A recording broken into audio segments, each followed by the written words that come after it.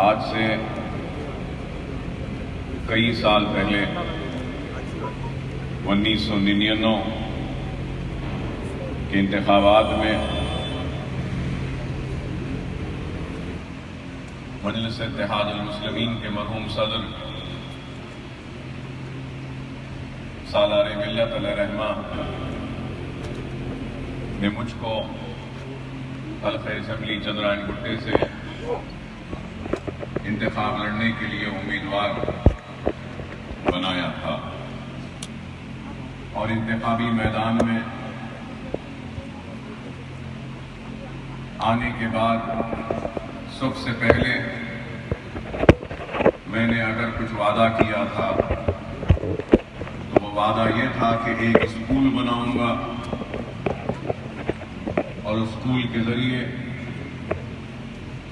تعلیمی پسماندگی کو دور کرنے کی اپنی جانب سے جو بھی ممکن کوشش کروں گا، اور اگر کسی کو میرے وہ جملے یاد ہے تو میں یہی کہتا تھا کہ معصوم انگلیوں میں قلم کو تھمانے کے لیے انتخاب لڑ رہا ہوں، ان معصوم کھانوں پر کتاب اور بستے کا بوجھ ڈالنے کے لیے انتخاب لڑ رہا ہوں، جہالت کا خاتمہ کرنے کے لیے انتخاب لڑ رہا ہوں، علم کی روشنی سے اندھیرے گھروں میں نئے اجالوں کو لانے کے لیے انتخاب لڑ رہا ہوں۔ تو میں یہ انتخاب غریب یتیم لڑکیوں کی شادی کے انتظام کے لیے لڑ رہا ہوں، اور شہر حیدرآباد کی فضاؤں میں جو انتشار کو پیدا کیا گیا اس انتشار کے خاتمے کے لیے انتخاب لڑ رہا ہوں۔ الحمدللہ کوئی اس بات سے انکار نہیں کر سکتا کہ اکبر الدین اویسی نے اپنے وعدوں کو پورا نہیں کیا۔ وعدہ تو ایک اسکول کا تھا اور ایک سفر کا آغاز ہوا تو نشیمن نگر کے اسکول سے اس کا آغاز ہوا، اور میں یاد دلانا چاہوں گا اور ضرور یہ بولنا چاہوں گا کہ اسکول کے سنگ بنیاد کی تقریب ہم نے رکھی، اسکول کی عمارت مکمل ہوئی تو آپ کو سن کر حیرت ہوگی کہ ہم ہر مساجدوں سے اعلان کرواتے تھے کہ خواہش مند والدین اپنے بچوں کو ہمارے اسکول میں بھیجیں، ہم ان کی مفت تعلیم کا انتظام کریں گے، لیکن اس کے باوجود بھی درخواستیں نہیں آتی تھیں۔ ہمارے صدور و معتمدین گھروں میں جا کر دستک دیتے تھے، بولتے تھے کہ آؤ اس مدرسے میں اپنے بچوں کو داخلہ دلواؤ، تو اس کے بعد بھی نہیں آتے تھے۔ 5 برس تک نشستیں کئی خالی رہا کرتی تھیں، اور پھر ان 5 برسوں کے بعد ہم نے ایک اور اسکول کا سنگ بنیاد رکھا ریاست نگر جمال کالونی میں، وہاں پر بھی یہی حال تھا، مساجدوں سے اعلان گھروں سے لاتے تھے۔ مجھے یاد ہے کہ میں سلیم بیگ صاحب کو، ڈاکٹر یوسف نقشبندی صاحب کو، مظہر صدیقی صاحب سے کہتا تھا کہ آپ جائیے گھروں سے بچوں کو لائیے، نشستیں خالی ہیں۔ تو یہ ایک تعلیم کی طرف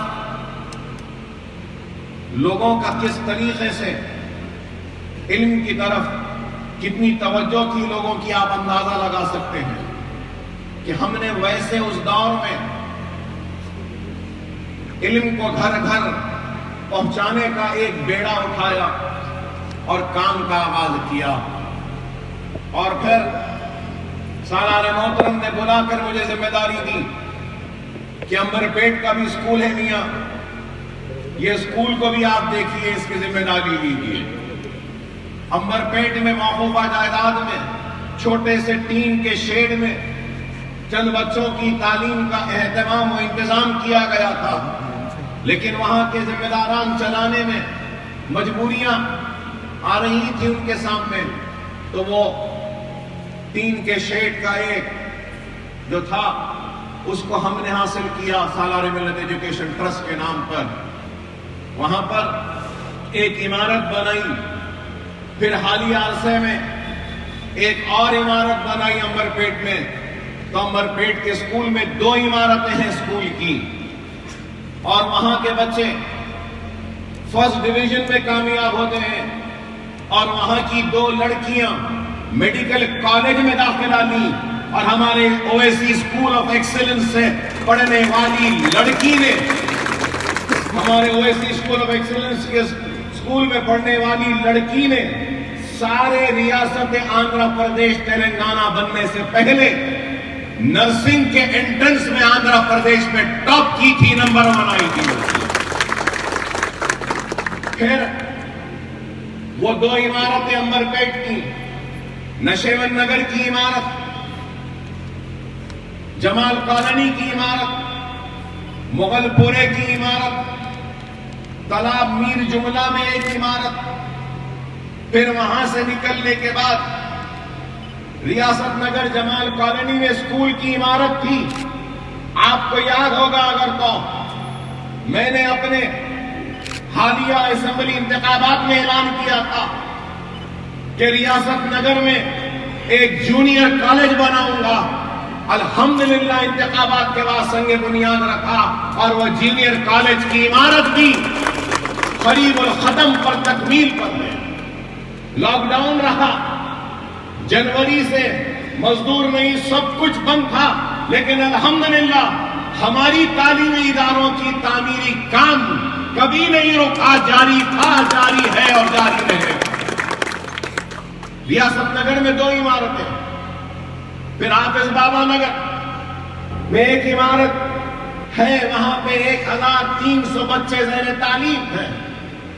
پھر اس کے بعد میں نرقی پھول باغ کا اسکول چل رہا ہے, وہاں پہ بھی قریب 750 بچے زیر تعلیم ہیں. پھر سلالہ میں بارکس سلالہ میں, وہاں پر بھی اسکول کی تعمیر قریب الختم پہ ہے. آئندہ تعلیمی سال سے سلالہ بارکس میں بھی اسکول میں داخلوں کا آغاز ہو جائے گا, اور اسکول وہاں پر بھی شروع ہو جائے گا. اور پھر بلہ گڑے میں تھوڑی سی زمین لی, پہلے ایک عمارت بنائی, پھر اس کے بعد ایک عمارت بنائی, پھر زمین بڑی کی, قریب 1.5 ایکڑ کی زمین, 3 عمارتوں کو ملا کر پھر ایک وسیع عمارت. ارے حساب میرے پاس خود نہیں ہے کہ کتنی عمارتیں بن گئی, اور اگر میں آج سوچوں کہ میں اور ایسا بناؤں گا تو شاید ممکن نہیں. یہ اللہ کا کام ہے, اللہ ہی نے کروا دیا, اللہ ہی نے لے لیا اس کام کو. اللہ نیتوں کو دیکھنے والا, جاننے والا, کوئی معمولی کام نہیں ہے. آپ غور کریں کہ ہزاروں بچے زیر تعلیم ہیں. اگر 10,000 بچوں کا بھی حساب لے لیں تو آپ کے محلے میں بھی چھوٹے موٹے اسکولز ہوں گے. کتنی فیس دیتے ہیں ماہانہ؟ کم از کم 300 روپیے. 3 کے ڈھالیے میں کمزور ٹیچر اچھی نہیں تو 300 روپیے, اور کچھ تھوڑا ذرا اچھا تو 500, اور اگر کوئی بہت اچھا تو 1,000-2,000 روپیہ لیا جاتا ہے. ارے آپ غور کرو, الزام لگانے والوں, تنقید کرنے والوں, میں تمہاری عقل کو آج سوچنے پہ مجبور کر رہا ہوں کہ الزام لگانے والوں بتاؤ, اگر ایک بچے پہ سال کو 15,000 روپیے کا بھی اگر خرچہ نکال لیں, 15,000 کا, میں پرائمری اسکول کی بات کر رہا ہوں 500, ہائی اسکول میں 1,000-1,500 لیتے ہیں ماہانہ.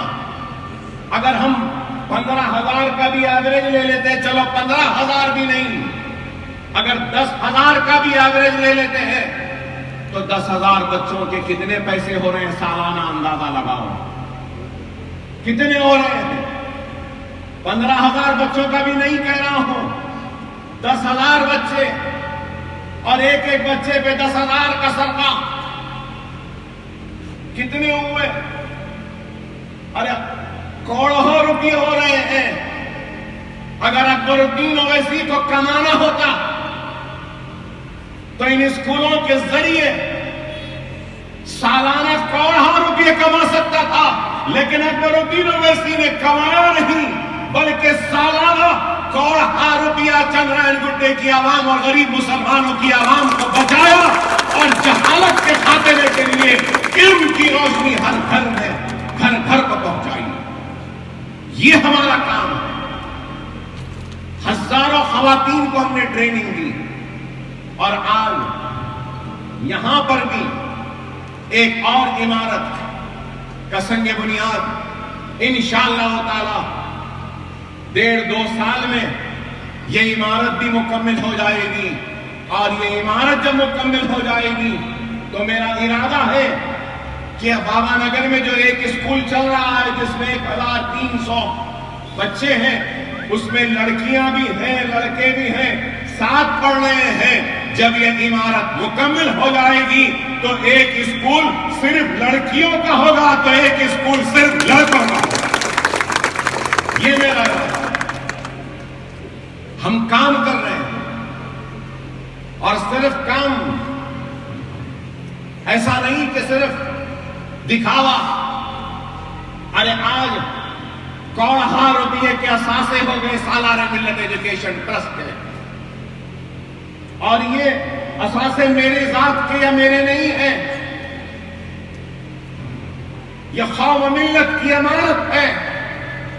اور اللہ جب میرے اس کام کو قبول کرے گا، اللہ سے دعا ہے کہ اللہ میرے اس کام کو قبول کرے، اور اللہ جب اس کام کو قبول کرے گا اور اس کام کا اجر جب مجھے دے گا تو میں اللہ سے آج دعا کرتا ہوں کہ اللہ کہ میرے اس کام کے اجر کا مستحق صرف میں نہیں، میرے چندرائن گڈے کا ہر وہ ورکر میرا ساتھ دیا جس نے ملینوں سے لے کر آج تک ساتھ دیا۔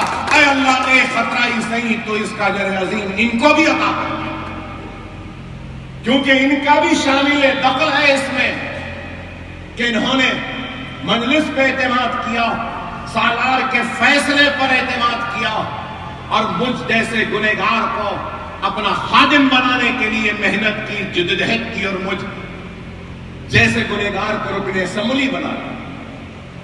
تو اس کام کا، اس نیک عمل کا، اس نیکی کا حقدار صرف اکبر الدین اویسی نہیں ہے، اکبر الدین اویسی کے کھاندے سے کھانا ملا کر چلنے والا ہر فرد واحد اس اجر کا مستحق ہے۔ اور میں تو اللہ سے دعا کروں گا کہ اللہ